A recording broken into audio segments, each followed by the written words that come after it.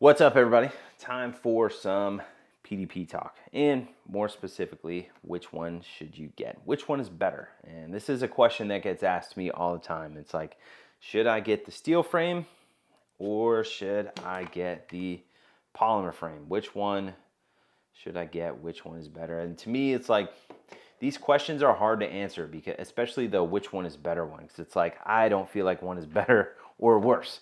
They're just simply different. They do a little bit different things in terms of how they handle, how they recoil, etc. So what I want to talk about is just my overall experience with each of these: the polymer frames, the steel frames, even some of the smaller ones, right? Like I have a 4.5-inch compact frame polymer gun, and then a 4.5-inch steel frame, full-size steel frame gun right here too. And I've shot all of these guns quite a bit, a lot.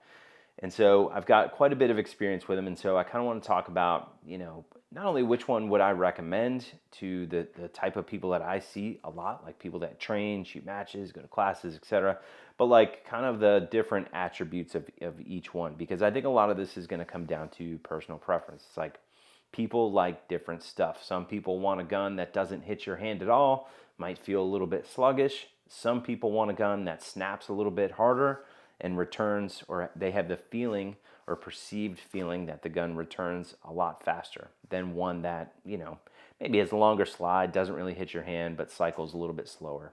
The perceived feeling of it, that is.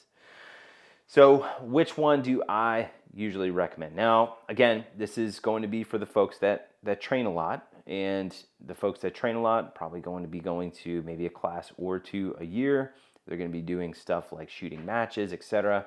So the one that I recommend most is going to be the polymer frame PDPs. Now, why would I recommend the polymer frame PDPs over the steel frame PDPs? Well, to me, it's like if you're going to get into PDPs, or if you're going to get into Glocks or staccatos, whatever, you need to be buying two. Like, you need a gun that you're going to go train on. That's the gun that you live fire with 95% of the time, you dry fire with all the time, and that's the one that you beat up on. Then you're going to have another one that is going to be less round count. You're going to take that's going to be the match gun, that's going to be the class gun, etc. I think it is a very, very good idea to have two separate guns. Why? Because stuff breaks. And I don't think that this is Walther specific. I see this in classes all the time where gun A breaks, right? And it's like, if that is the only gun that dude has, well, now he's kind of in a pickle because he paid for a class, and now he has to go try to find another gun to shoot, or take a match, right? You're shooting a match, gun goes down a spring, whatever. I don't want to be fixing a gun at a match, and I definitely don't want to be fixing a gun in a class. I just want to take said broken gun, set it down, and then grab the other gun, and then just get straight back to work, right? I'll fix the thing later. So it's a very, very good idea to have two guns. So if you're going to get into PDPs, I think it's a good idea to have two. And again, that's not a PDP specific thing. So the polymer frame is a whole lot easier to get into two of them, just simply because of the price. It's like two of these polymer frame PDPs will cost me about $1,300, right? I get the guns, I put optics on them, etc. By the time I'm done putting optics on each one, get a Hollow Sun or a Vortex Defender XL, the plate, etc. You're probably into these things, maybe add another, just on the high side, another $1,000. So you're into it for like $2,300. Okay. Now, if you go, hey, I want a steel frame PDP, that's cool. I love the steel frames too, but I think, again, it's a really good idea to buy two, and the steel frames are going to run you anywhere from like $1,600 to $1,700 just for the gun. So it's like, by the time you get done buying both of those, you're very, very into the $3,000 range. By the time you buy both guns, get the optics for them, maybe you want a set of lock grips or silicone carbide grips or whatever. It's like you're going to be into the steel frame for a decent amount more money by the time you get two of these things. So that's why I recommend the polymer frame to most folks. Now, Which one do I shoot the most? I'll tell you guys, like I go back and forth between the polymer and the steel. I'll have, you know, a couple months of shooting the polymer frame gun and I'm like, dude, I freaking love this thing. And then I'll set it down and then pick up the polymer frame and I'll find things that I like about the polymer frame more than what I like about the steel frame. It's usually comes back to like the polymer frame definitely hits your hand a little bit more, but it feels like it snaps back down to the target a little bit faster. And so the polymer frame I like a lot. And I'm kind of in that phase right now where it's like I love the polymer frame gun. I just recently set down the steel frame, maybe a month ago or so. And I'm sure 5-6 months down the road, I'll pick up the steel frame again and be like, oh dude, this thing is awesome. It's I love the way this thing handles, right? Now, the attributes of each one, again, the polymer frame is going to feel like it hits your hand a little bit harder, but it will feel like it returns a little bit faster, in my opinion, than the steel frame, especially if you do like steel frame and long stroke guide rod and spring like what I have in this one. This gun, the way that this one's set up with the long stroke guide rod and spring, like it does not hit your hand at all. Like this gun is mega soft.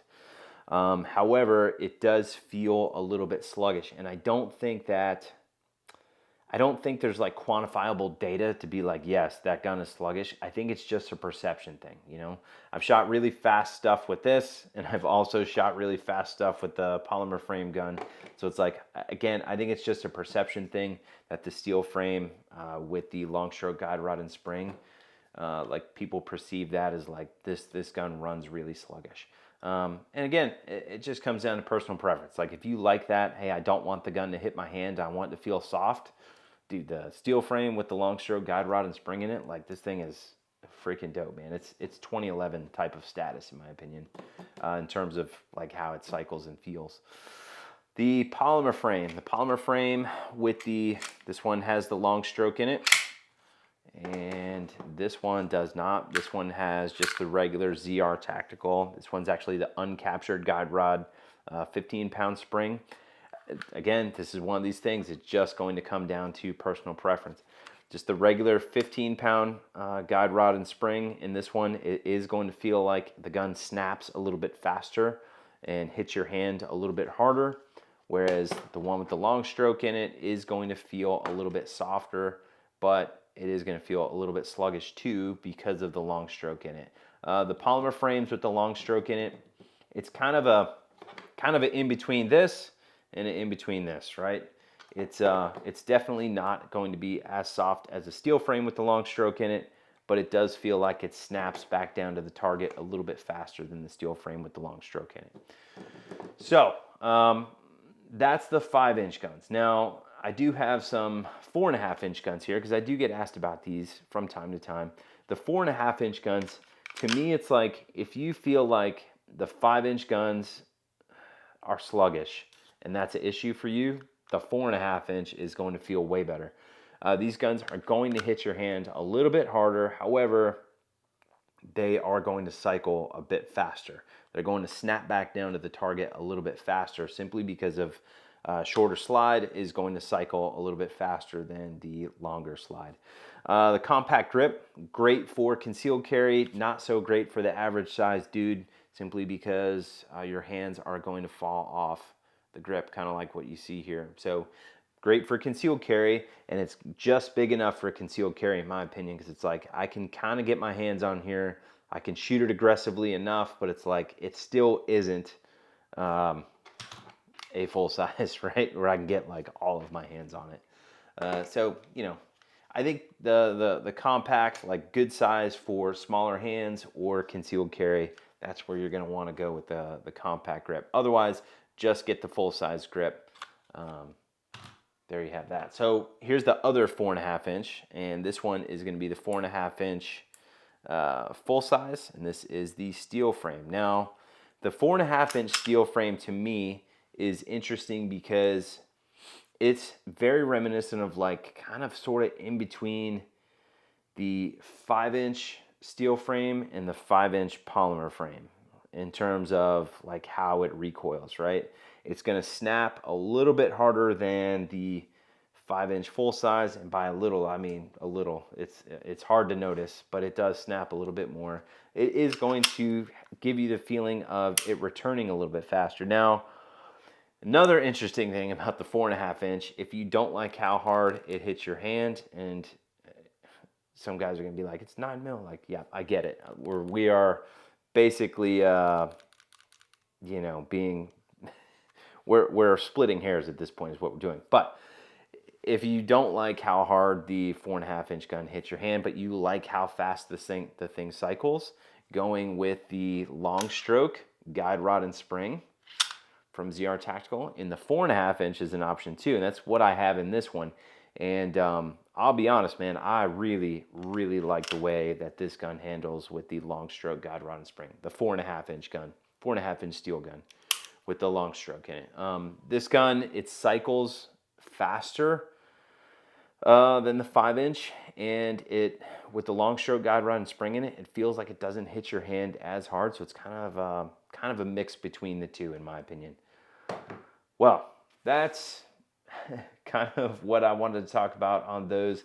Again, I just wanted to talk about like the different attributes of each one, because people are always asking like, which one should I get? What's the difference in each one, etc. And I think the easiest way to go about it is just to talk about how each one handles. So hopefully I was able to cover that good enough for you guys, or possibly made you more confused. So if you have any questions about any PDPs, polymer frames, steel frames, 4.5-inch, 5-inch, etc., comped, because I have those too. I forgot to bring those over here to the bench. But if you guys have any questions, comments, concerns about anything PDP, feel free to drop it in the comments below. As always, happy to answer them for you.